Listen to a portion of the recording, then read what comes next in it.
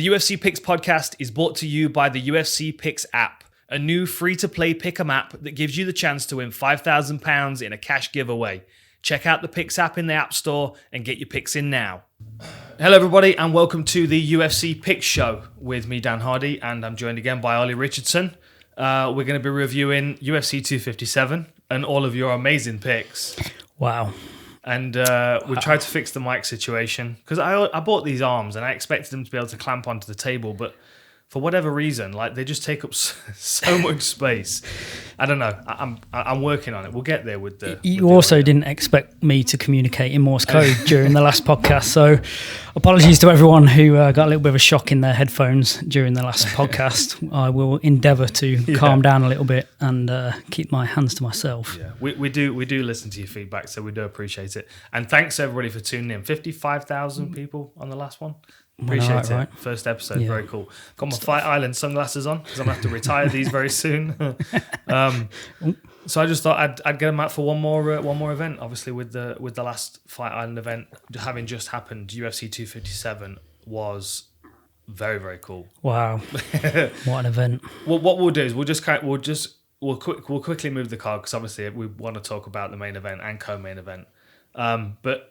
Just quickly, so obviously we had a few which predictions did you get right? Any so this didn't go really well. I'm not going to lie. I have had better days in terms of predictions.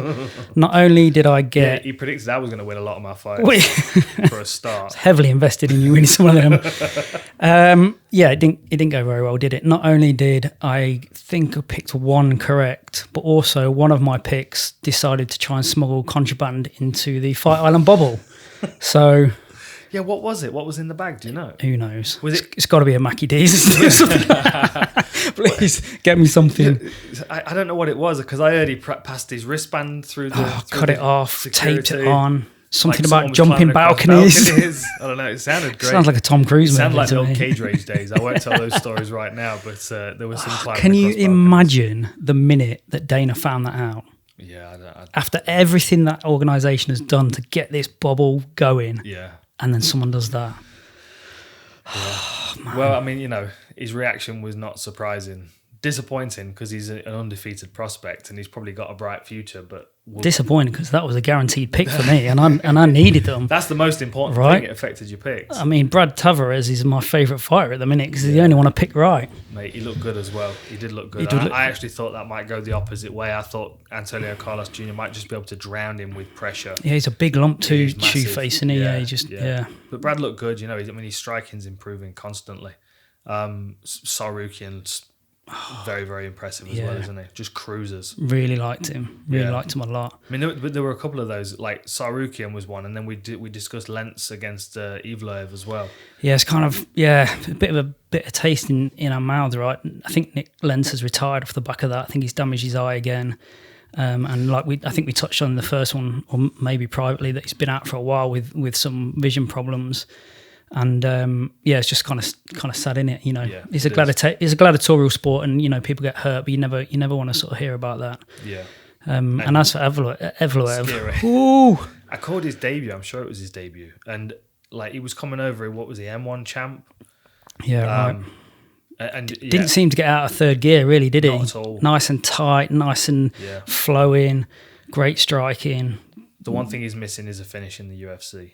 But he's not got loads of... He's not stopping everybody outside of the UFC. What's he got? 1, 2, 3, 4 rear naked chokes, which comes from people just breaking under his wrestling pressure. He's got a TKO from punches and a KO from... 2 KOs, one from kicks and one from punches. I mean, it's a good point. The dominance that he had over Lentz, should he actually be looking to finish that? Should have that been a finish? He was clearly dominant for a lot of that fight. Yeah, I mean, you can keep winning and you can stay in the UFC and stay undefeated and keep winning by decision. It does get to a point where opportunities pass you by, though, when you don't have those highlight reel finishes.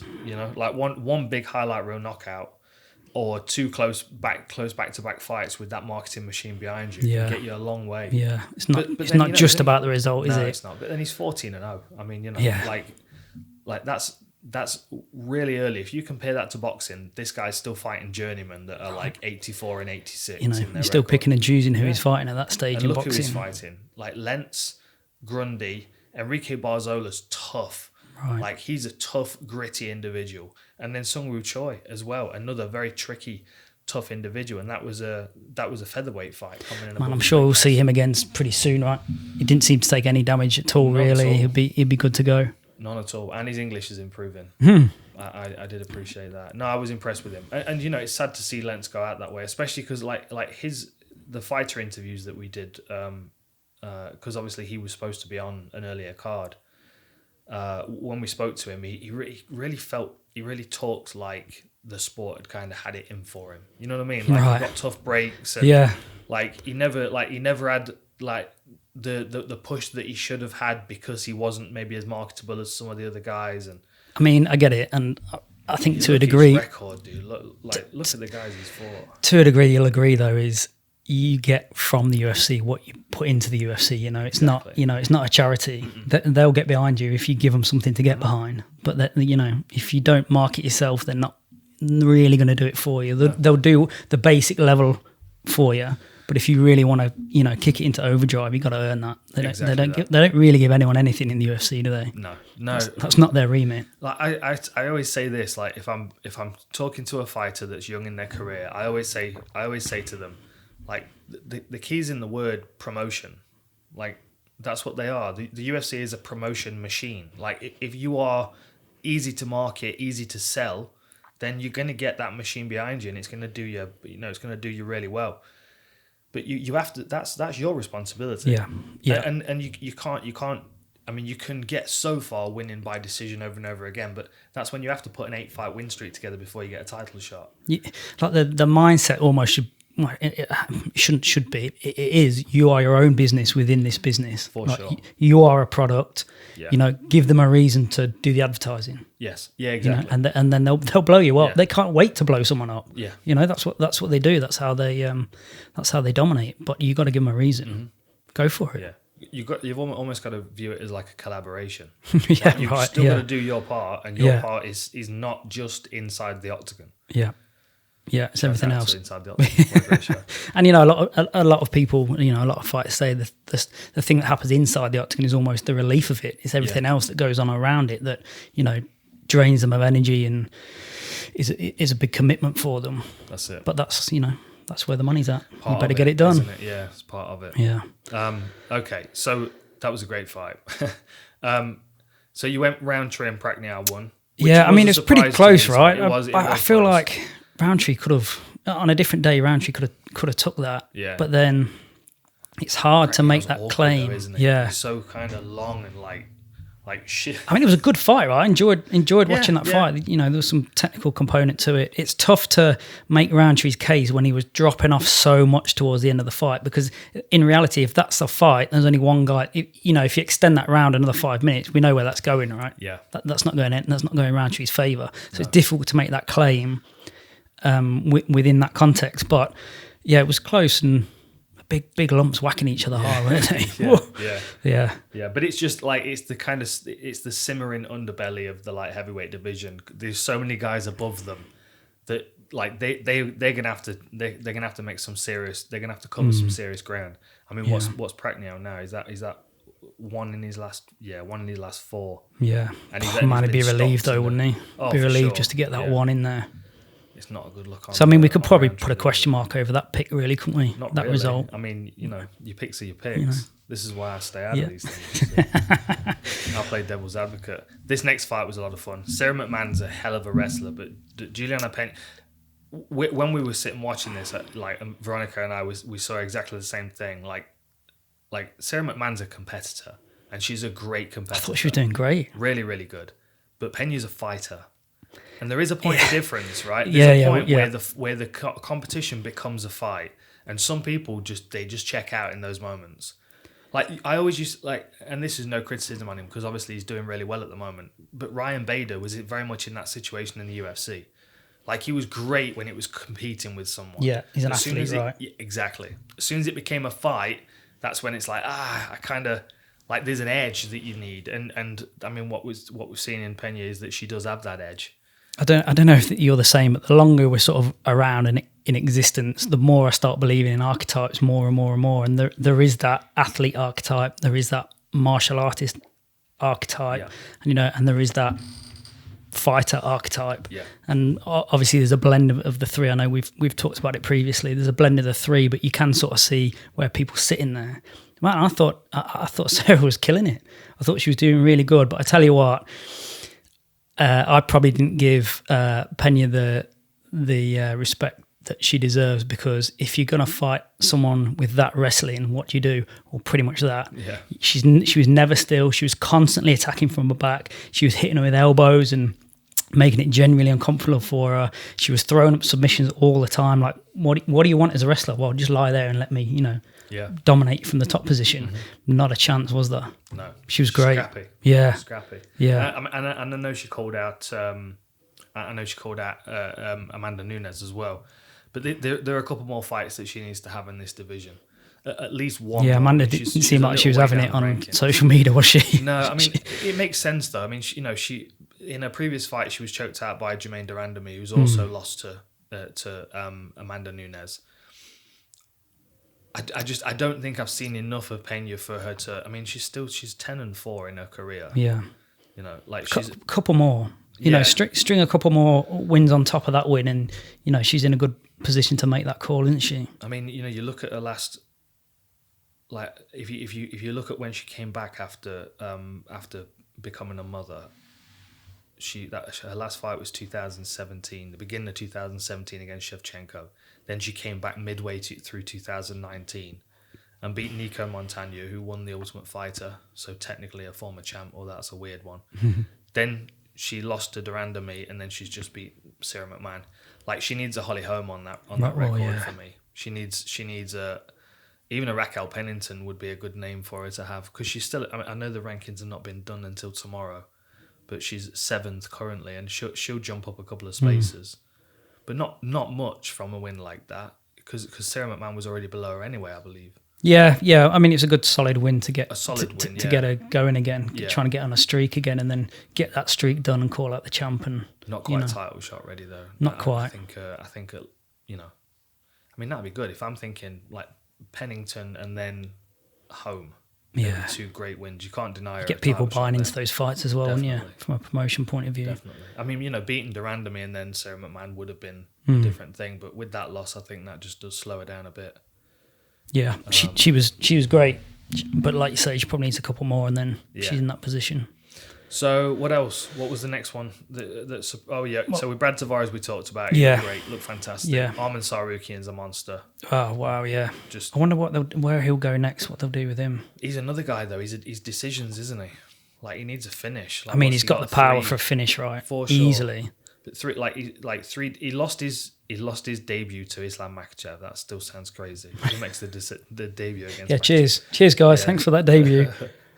So he's had 4 decisions in the UFC, but he's got some stoppages outside. A lot of rear naked chokes and guillotines, anaconda, knockouts, technical knockouts. There's definitely a lot of potential in him. I've got a feeling, I think he could. He's simmering, isn't he?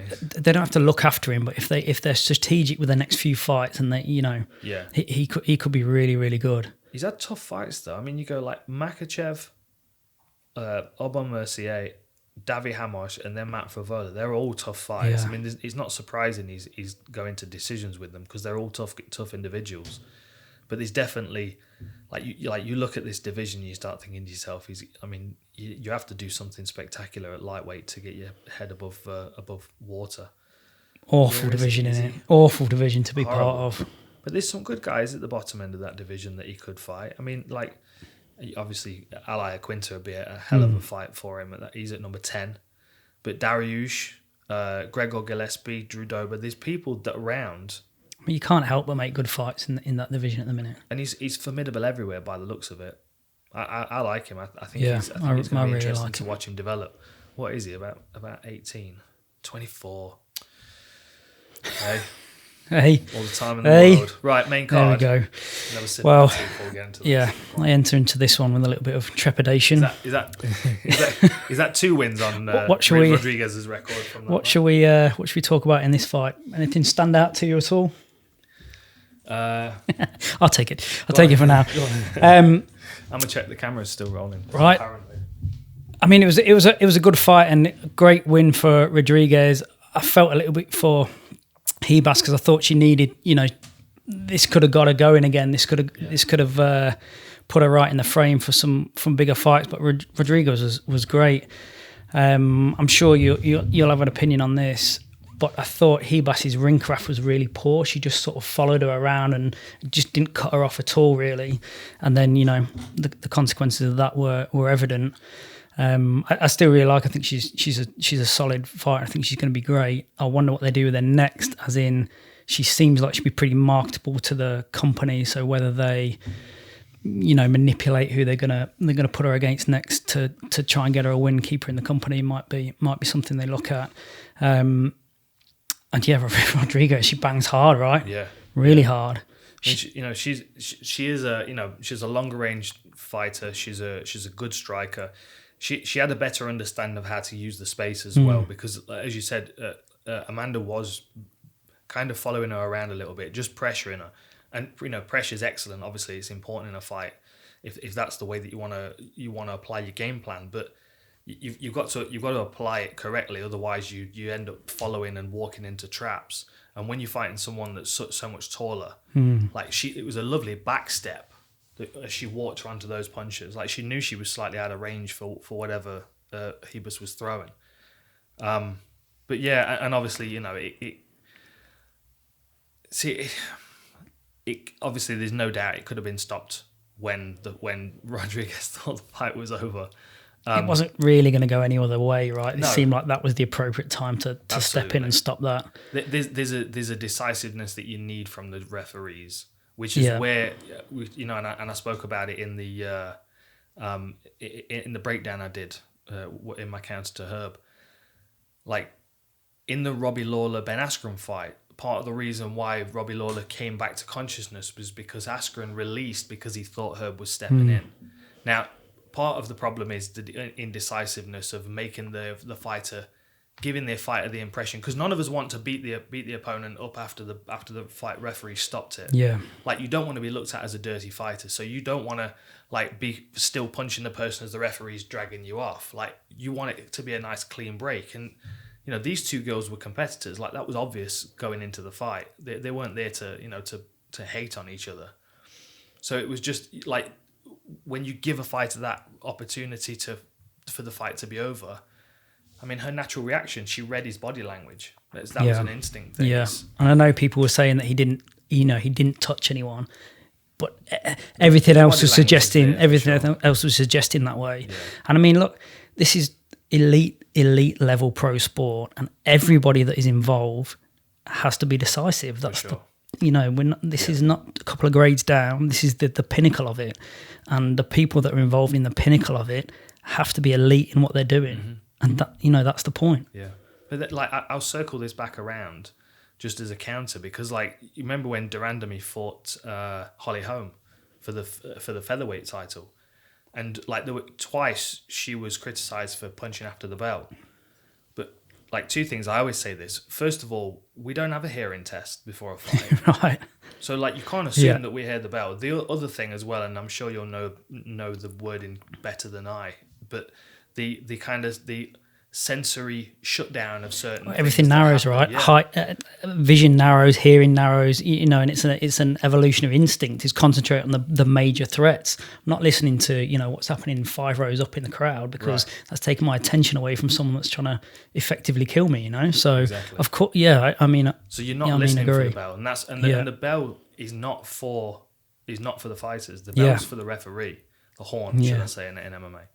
So it is important for these referees to get involved and to make sure they're between the fighters. It's not the fighter's responsibility to decide when the fight's over, because that's when confusion arises. And it's also not the fighter's responsibility if they're not stopped when the fight should be stopped.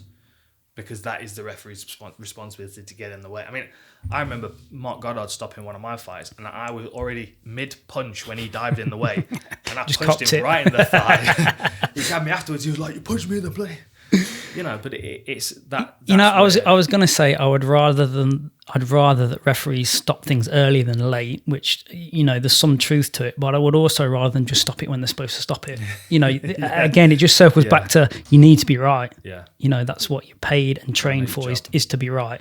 And of course, we all make mistakes, and I think that's fair enough. But we have to be careful of the patterns of mistakes that are constantly happening. The same things happening. No one's infallible, but patterns are patterns, and you don't play this sport.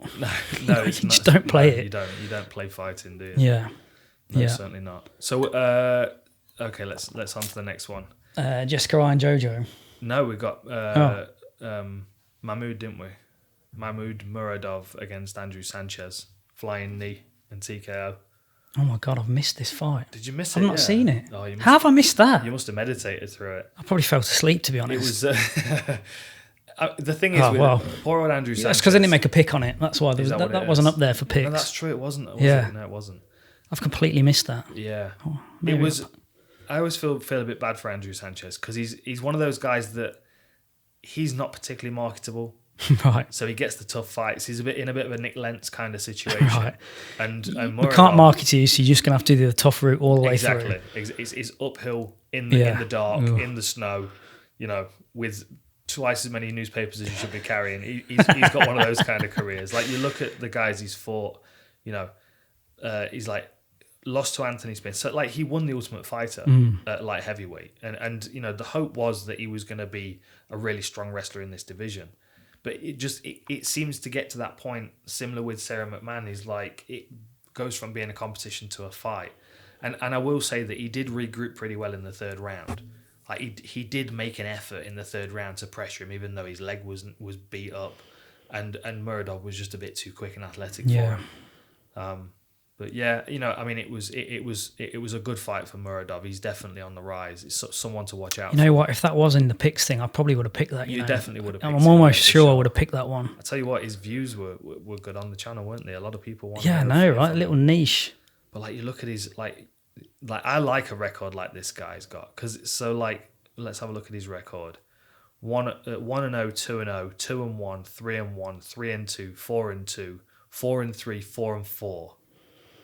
There was a point in his career where he was 4-4. Yeah, frustrating. He's been stopped. He's been choked out. Shows good resilience, right? Like deep resilience to be able to turn that around. Exactly. And then he went on a 3-fight win streak. Then he lost another one. Then he went on a 4-fight win streak. Then he lost another one. And now he's on. What's that? A 14-fight, 1, 2, 3, 4, 5, 6, 7, 8, 9, 10, 11, 12, 13, 14-fight win streak now. He's found his flow. That's beautiful. He's found his flow. Like, Watch out. You'd have definitely picked him. Right, yeah, I'm almost sure. I'd definitely advise you to pick him anyway. Yeah. Okay. Yeah. So go on then, Jessica Calderwood. Wow, Jojo was amazing, right? She was looked in great shape for a start. She looked in really good shape. She looked really sharp. I thought Jessica sort of stood in the range of all the places you were going to stand. That was not the range to pitch your tent in. Do you know what I mean? She just stood right on the end of every single kick that Jojo threw, it seemed. Yeah. I thought their energy expenditure strategy was horrendous. The bell went and they just went, "Ooh, let's go," and they went straight after it. But yeah, Jojo was great. Really savage in the clinch.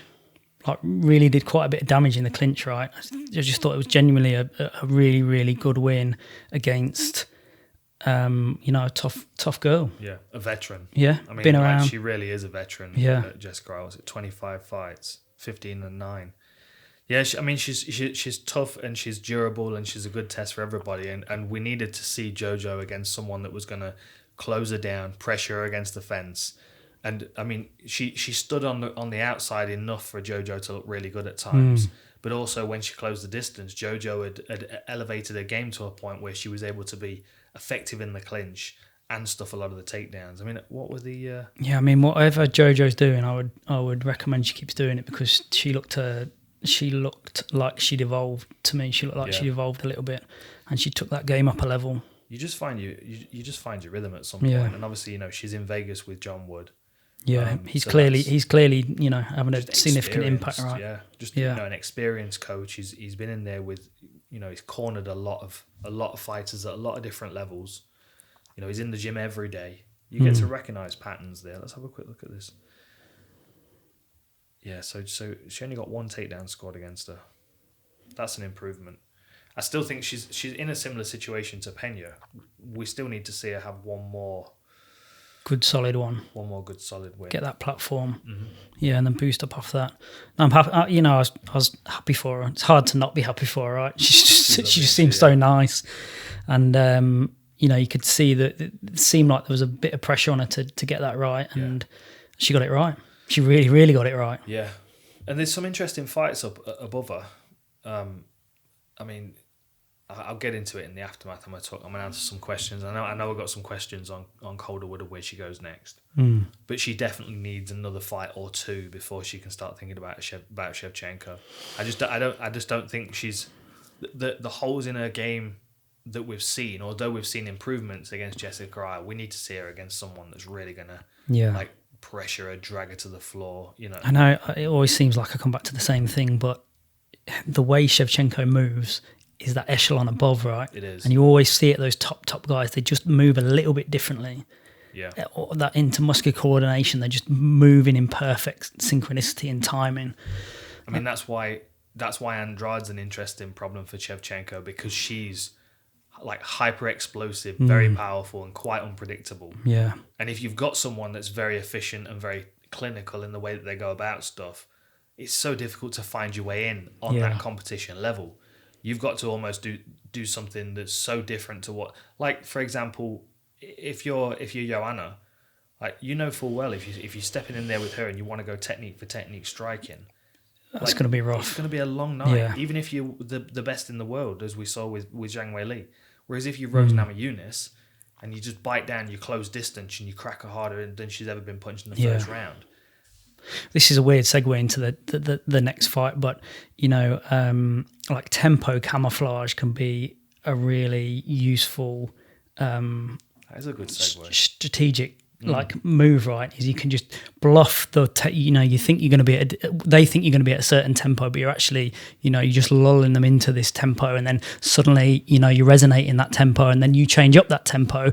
I've caught you in the trap, right? And this is where the segue bit comes in. I thought that's what he was doing. I thought that's what Dan Hooker was doing. I thought, he looks really slow here and methodical, and I thought he was playing a really smart game. This is how great I am at picks. I thought he was playing a really smart game, because Chandler was hyped up and he was angry and he was coming in, he was moving fast, he was in and out and he was testing stuff, and I thought, okay, that's smart. He's just playing nice and loose. He's not expending any energy. He's sort of lulling him in, and I thought he was, maybe he was setting a trap. Turns out that was another pick that was completely wrong. But I mean, obviously that is a strategy that can be put into place. It didn't work out very well this time. And then on reflection, I don't know if Hooker was sick or overawed by something, but he just didn't look like he was bouncing at the speed he needed to be at. I just don't honestly think he had time. I've watched the fight got rushed. Back. Yeah, I mean, I've watched the fight back a few times today, and my first thought is that like he normally looks pretty good in the first couple of minutes. He looks technical, he looks sharp, and he makes good decisions. I think they may have had the similar thought process to what we discussed about not being out in the open to be shot on, because Chandler will just drive straight through you. So circling against the fence gives him a better opportunity of stuffing those takedowns. But at the same time as doing that, I think he was being forced into a particular direction by Chandler. Because if you watch the way that Chandler does it, he level changes and he keeps throwing that long right to the body. Yeah. And if you watch the way that Hooker's moving, like if Chandler's moving at boxing range, he keeps this hand fairly high as he's circling, so he's not circling onto the left hook. But every time he saw Chandler level change with the right hand to the body, he also was expecting him to shoot him into the fence. So he was bringing ready both to of his scoop. hands down. Right. So then as Chandler level changed, you watch him, he throws the right hand out. I'm going to break it down on Aftermath. As he throws the right hand out, the right foot follows, and then he follows with a massive left hook. Sickening left Just hook. beautiful. Beautiful. But, I mean, fully intended to catch him right on the end of his movement. And intended to catch him when his hands were down, expecting a takedown or a body shot. What an entry into the UFC. And his call out was awesome as well. He did the whole Ric Flair thing, didn't he? Yeah, you say awesome. I say like cringeworthy. I can't stand that rhetoric. No. But I did see an interview with him after, and he was sort of like, nah, I didn't sort of mean it the way like that. I just know I need to hype up and call people out, and Dana told me to make sure that I make a big fuss about it. But I personally, I can't stand that WWE call out type thing. Go down the Colby Covington route. No, like that. Like I can't watch Colby. I can watch him as a fight, but I can't. Goddard? No. Probably warranted. He said the reason that Goddard stopped the fight when he was fighting Usman. The reason that Goddard stopped the fight is because he's against Brexit. Oh man, come on now. Like tenuous link. He's been wearing that Make America Godless hat for how many years? Anyway, it's all backfired. The political side that he took in America seems to have really worked out for him. He doesn't look like an idiot at all now. No. He's got the Buffalo dude on his side. He's going to be cornering him soon. Did you see the one with the hat on that says "Spread Love" and she was telling a police officer to F off? That's brilliant. Oh man, brilliant. Just relax, America. You just need to relax for a little bit. Anyway, brighter times ahead by the sounds of it. Yeah, right. So co-main event then. Chandler, great intro to the UFC. Dan Hooker in a bit of a bad spot, has kind of reached his ceiling currently at lightweight. Probably needs to regroup a bit. I mean, he's taken a few big shots as well. I won't mind seeing him take 12 months out and just work on his game, because he's got the range. And he's got the coaches and the people around him to be on Izzy's level of striking. Yeah. Like he needs that understanding. I would personally, because I err on the side of probably fight health over most things. In that when someone gets knocked out in that manner, and that seems significant, is they should be encouraged to take extended periods of time off, let that brain trauma sort itself out, let it heal. Like neurology in general heals 9 times slower than muscle, so you need an extended period of time to settle that down. And I don't know how it would happen, because I don't think it's in place with the UFC, but I feel like they should be encouraging that. Whether I don't know how you facilitate that financially, but I feel like they should be pushing pretty hard that there should be a mandatory. Or a stricter adhered to mandatory, because I know there is a mandatory, but somehow, some way, they should be for sure encouraging it. Yeah. Honestly, the biggest problem I see most of the time is fighters just don't understand that they have to take it seriously. I remember when I got knocked out against Condit at 120, I was back in the gym Monday morning working with Andre because he had a fight coming up. And the thing is, I remember Joe Silva calling me. That's old school for you.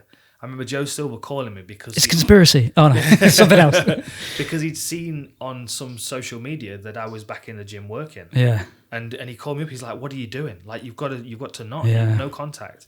And it wasn't until I'd actually had that conversation that I'm like, oh, okay, maybe I should...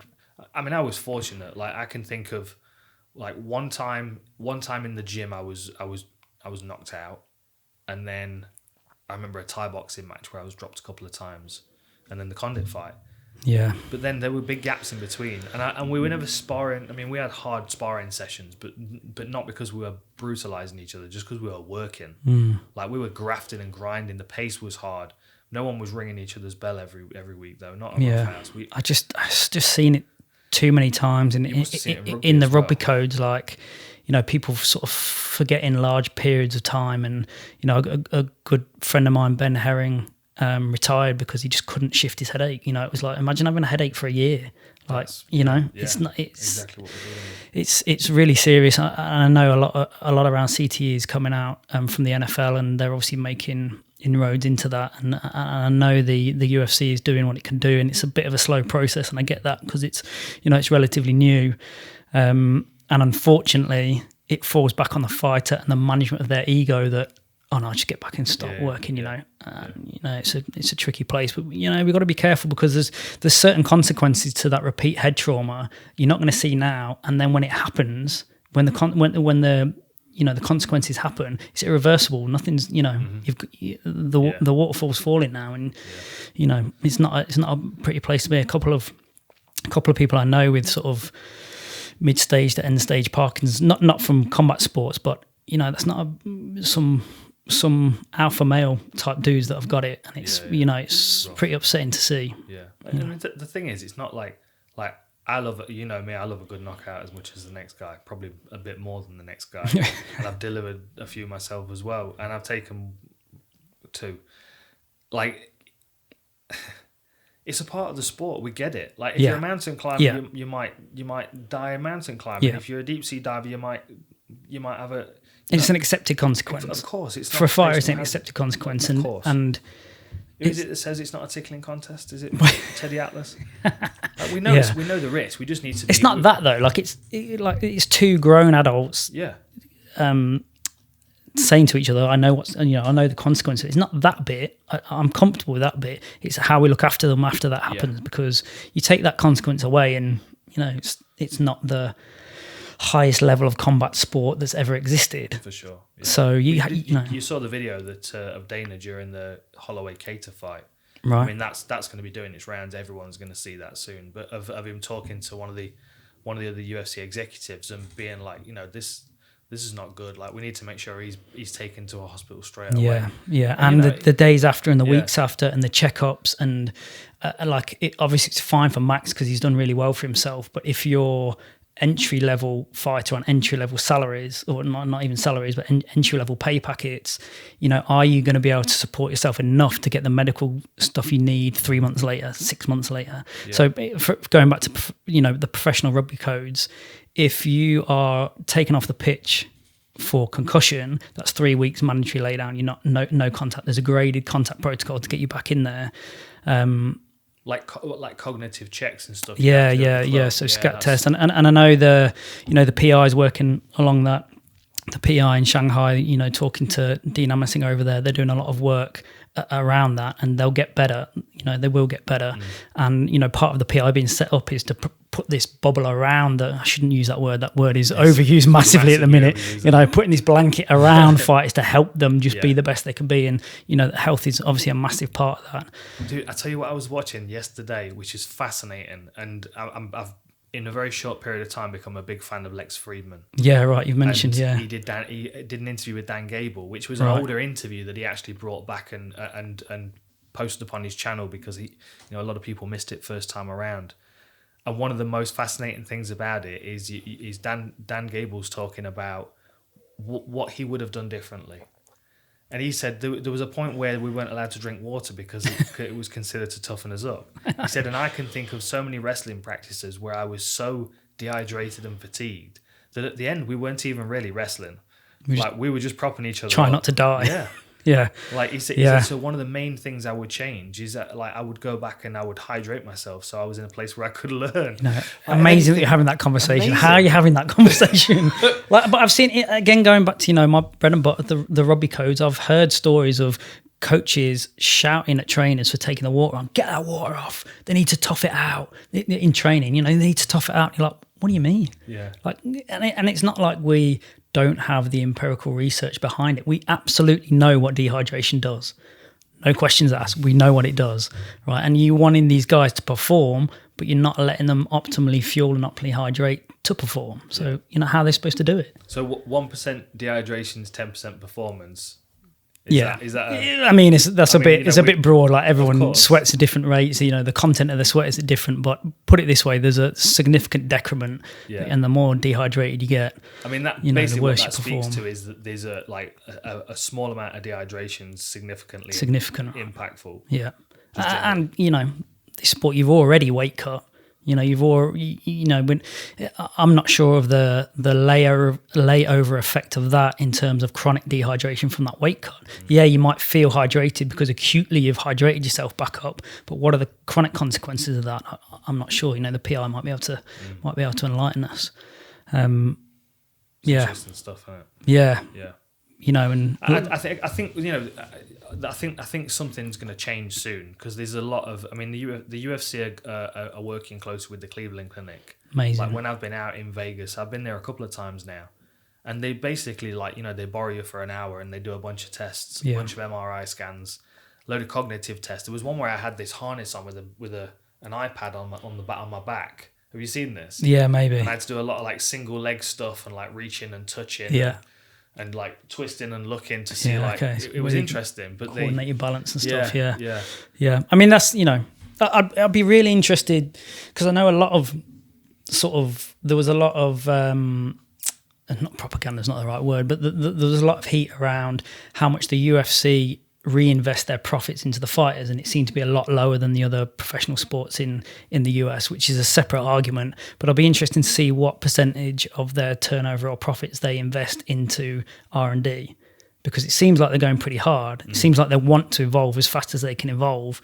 I mean, going back to the PI, like that's not cheap. Creating those 2 PIs is costing a lot. That's costing a lot of money, and I think they leverage that by other people using those facilities, but you would think that would be a drop in the ocean. Minimal, isn't it, for sure. Especially, I mean, the Shanghai facility is, I mean, it's basically an MMA university, isn't it? They've got everything that you would need there to grow. If you had a blank piece of paper, well, I'm sure that's probably what they did. Right, here's a blank piece of paper, guys. Here's a space in Shanghai. Yeah. And then you've got the one over in Vegas, which much more caters to the athletes that are already established and offers them services that they need. So the Shanghai one, as far as I know from speaking to Dean, is like they run a team out of there. That's their team, and they actually run that how I would run a professional team. Yeah, they're killing it, right? Just everywhere. Yeah, you got to kind of feel like, I mean, if you're going into a fight with someone that's training at the UFC Performance Institute, you're like. Meanwhile, you're skirting between three different places to get your sessions in. But you're dead right. Things have got to move in that direction, and it's just an awareness thing, isn't it, for fighters? You need to take stuff seriously and make sure that we because we're close to the sport, you forget how young it is, and it's doing its evolution. It's evolving way faster than all the other codes that are around. Yeah, because they've had more time to evolve, and to some degree, fair play to the UFC, because they are investing, they are doing the R&D, and they are evolving as fast as they can. It'll be interesting to see where it goes, isn't it? Yeah, for sure. Come on then, what do you do with Chandler now? What do I do with him? Where do you go? I think he's one of the 2 problem children in the division. I think it's him and Charles Oliveira are the 2 real problems for everybody. And it's, I mean, obviously, you could put Chandler in there with Poirier, but then I think that's a bad matchup for Poirier. I think you could put Poirier in there with Charles Oliveira, and I think that might be a good fight for him, but he also might get strangled if he gets clipped and hurt. And Oliveira's striking's come on leaps and bounds. And the holes in Poirier's game from back in the WEC days are still there to an extent. I mean, he was still clipped with a couple of good shots against McGregor. Like someone with sharp striking that's got a jiu-jitsu game to fall back on might be he's just a problem for everybody. Chandler's an issue because he's got that power wrestling with that power striking style, which can just catch any of these guys. I mean, Gaethje's, Gaethje's in an awkward situation. It's tough to be a matchmaker, isn't it? Coming back, I mean, that's another one. That's another one you got to consider. And I mean, I know it's a long shot, and there's a few people saying that he wouldn't necessarily deserve it. But I was chatting to Owen. So anyone that doesn't know, Owen is part of Full Reptile, and basically runs our whole apparel side of the business, right? Single-handedly, he's basically a machine. On podcast soon as well. And he does Full Reptile Radio. I'm sure we're going to try and get that back as soon as we can. We were chatting before, and again, it's probably not quite deserved because he's fresh in there, but it is interesting, wrestler v wrestler, right? Does he have the zig to Habib zag? I don't know. Habib doesn't seem to think so. He wasn't particularly impressed, was he? But no, But then that's one fight against number 6 ranked Dan Hooker, and I feel like Dan Hooker's a bit young in his career, and he's found himself right up at the top because he'll say yes and he'll bite down his mouthpiece and he'll fight anybody get it, hard. yeah. But I think we've got a clear distinction in the division now, and I think what we've got is McGregor, Oliveira, Poirier, Gaethje, and Chandler are the top 5. You could even maybe drop Gaethje or McGregor out of that mix now. But then if you throw Nate Diaz in, you've kind of got to need one of those guys. I wouldn't mind seeing Nate against Gaethje. I wouldn't mind seeing Poirier against Oliveira. I wouldn't mind seeing McGregor fight Ferguson, to be honest. I know, but you keep skirting and we're talking about Chandler. Who's he going to fight? I think It's honestly, it's really difficult. he's a problem for everybody. Yeah. He's a problem for everybody. Nate would be fun, whether It'd be Nate could keep that distance and just pepper him for so long that let's see where Chandler is. I mean, he did take 14 minutes kicks. in. Like there were. He does have a very long stance, and there were a couple of low kicks that Hooker did land out in the open. Like there are people that could cause him problems, but then like the thing is, like Charles Oliveira is the kryptonite to someone like Chandler, as long as he stays out of the power punching range. Like you can power double me all day you like. I'm gonna strangle you as soon as we hit the mat. The power punching range is where Oliveira has been closed down against the fence and hurt. Maybe that's the one. Maybe that's the one. I mean, you've got to think that Chandler against Gaethje would be a fascinating one, but I don't think that's fair to Gaethje to throw him in there after what he just went through. Yeah. I wouldn't mind seeing Gaethje against Ferguson, two guys coming off losses. Yeah, I mean, I just don't get my hopes up about Ferguson anymore. After we saw him trying to wrestle a float tank, I'm like, look, the dude's going to get injured, man. He's wrestling float tanks. What do you want? What do you want, Tony? We get it. You're weird. That's fine. Could you just like rein it in a couple of notches so you can make it to a fight? That'd be great. With sunglasses on as well. I mean, I've got my Fight Island sunglasses on, but I'm also not wrestling a float tank. So it's not quite as dangerous. Right, go on then. Main event then. Talk to me about the main event. Yeah, I mean, I know your boy lost. Yeah, bad, right?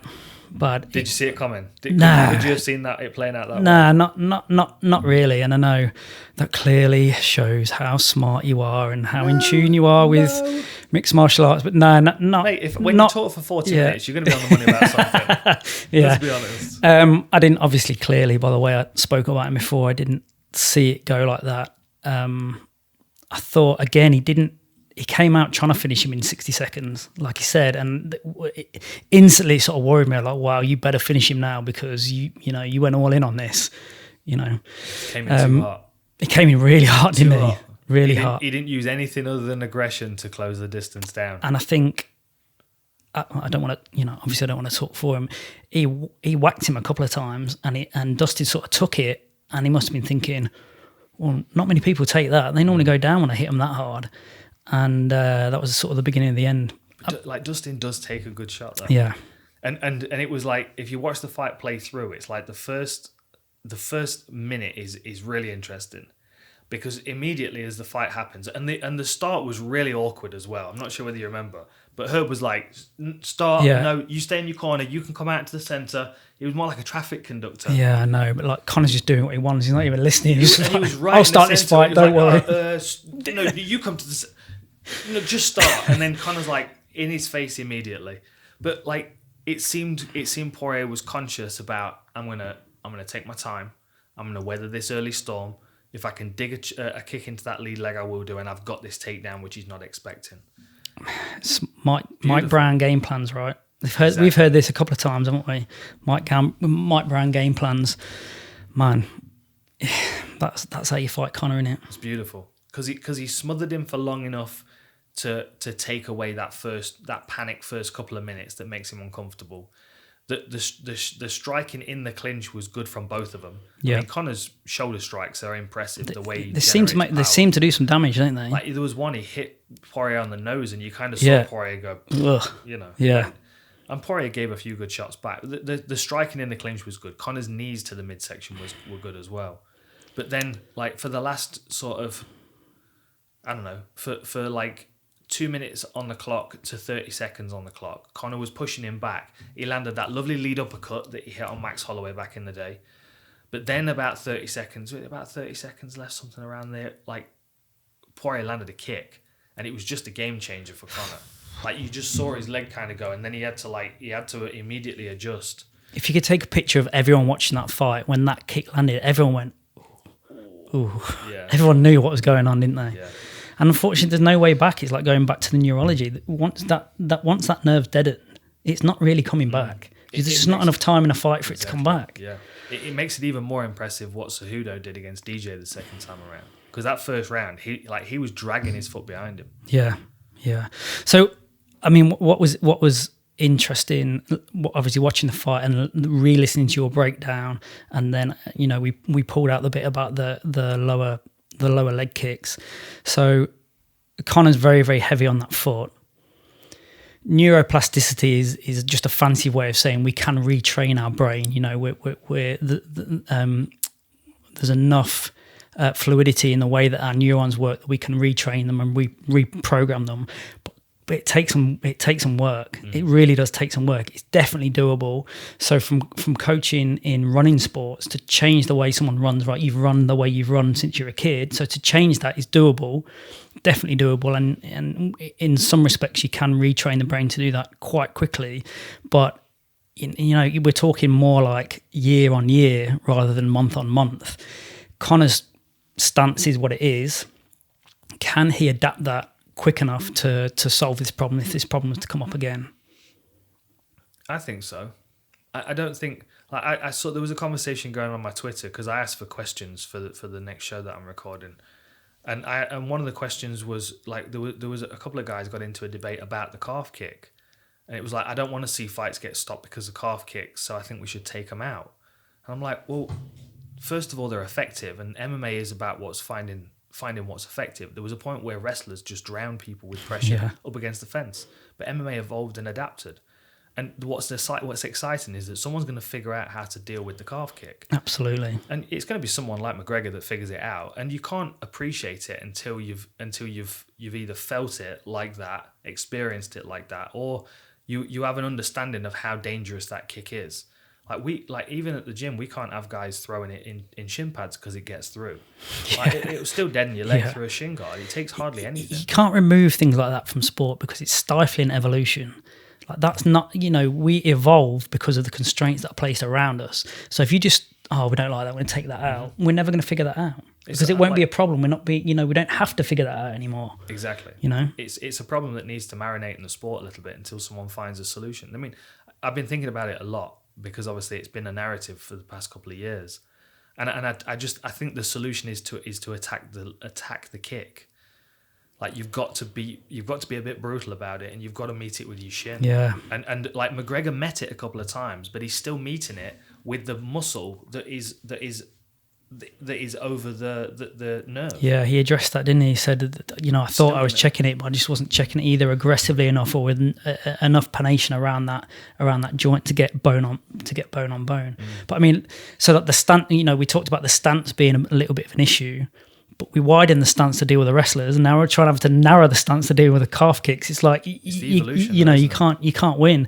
But we've talked about, and this massive project that we've got coming up, Lessons of War. We've talked about what do you call the first position? Ground zero. Yeah, zero position, right? Zero. And it is it is a little bit squarer. Mm-hmm. It is a little bit squarer, and the stance is slightly narrower. Yeah. And I wonder, I mean, I'm doing a whole video about that stance and the reason why I feel like it's the starting point for all martial arts. Everything from that point is a transition, and Conor starts oftentimes in one of two transitional positions. He either starts in the long karate stance, where he comes out throwing kicks, which he didn't do at all in the Poirier fight, but is always a value to him because it allows him to cut the octagon down without leaving himself vulnerable for any return attacks.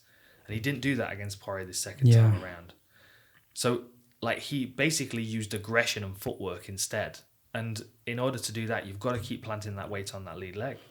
And that puts him in a position where he's ready to throw his left hand. Like one of my favourite boxers, as you know, probably my favourite boxer of all time is Julio Cesar Chavez. And I always think his style would be perfect for MMA because he's heavy on the lead leg. And once you're in that range where his kind of combinations work, you stand on their front foot anyway. Yeah. But you don't come out of the corner in that stance because you're going to go through ranges where that's no use to you.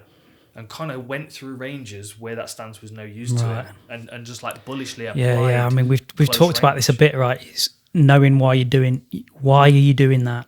You don't need to be like that in that range. Yes, now you're in that range. Now you do need to be like that. Why are you don't just do it for the sake of doing it.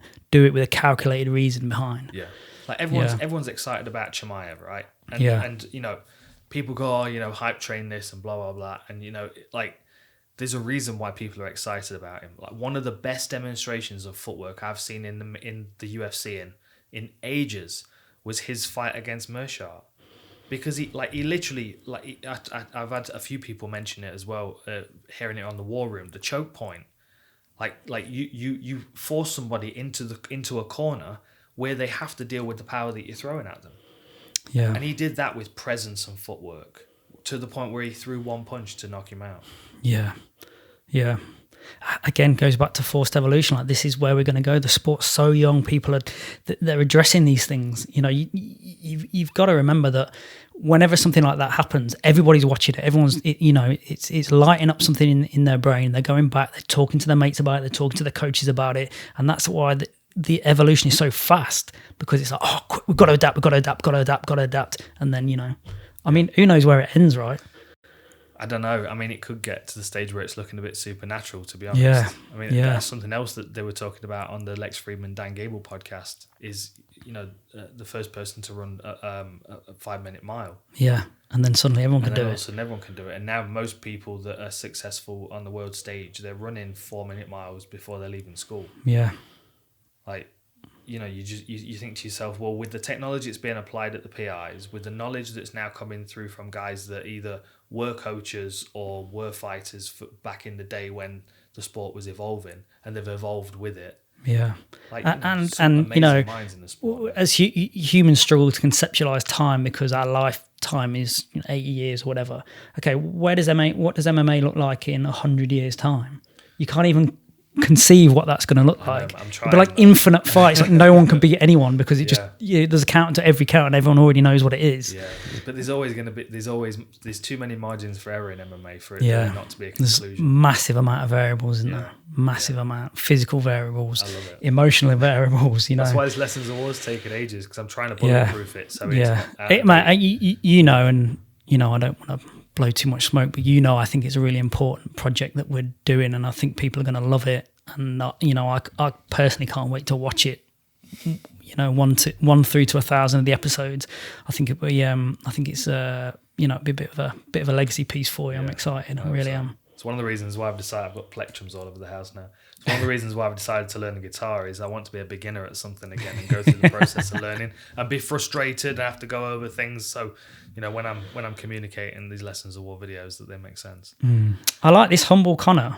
Yeah, I quite like him. But I mean, then it poses the question: how much of his success was that psychological game of breaking people before the fight start? I mean, the question for me going into this one, as we discussed, was where's Poirier's mind at? Because that's the one thing you can't tell when you look at a fighter. Yeah. Like, you can see performances, you can see successes and adaptations in their game, but you don't know whether someone can deal with Conor McGregor until they're back up against Conor McGregor. But I thought he looked great.